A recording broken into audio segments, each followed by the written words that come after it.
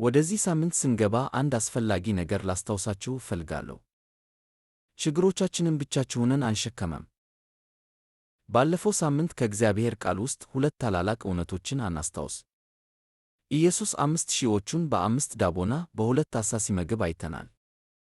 ትንሽ የሚመስለው፣ በቂ ያልሆነ የሚመስለው፣ በኢየሱስ እጅ ከበቂ በላይ ሆነ። ያ ታሪክ ይህንን ያስተምረናል።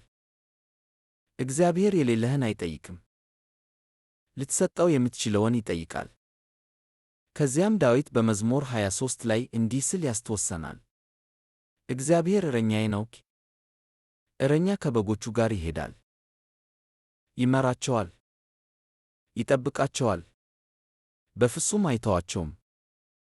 ዳዊት እንዲህ ይላል፣ በሸለቆ ውስጥ ብሄድም አንተ ከእኔ ጋር ነህና ክፉን አልፈራምክ። ይህንን ልብ ይበሉ። እግዚአብሔር በሸለቆዎች ውስጥ ፈጽሞ እንደማንሄድ ቃል አልገባም። ነገር ግን ብቻችንን እንደማንሄድ ቃል ገብቷል።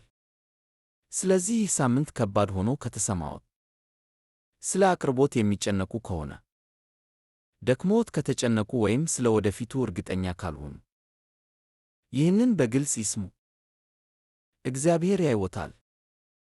እግዚአብሔር ከአንተ ጋር ነው። እግዚአብሔር ደረጃ በደረጃ እየመራህ ነው።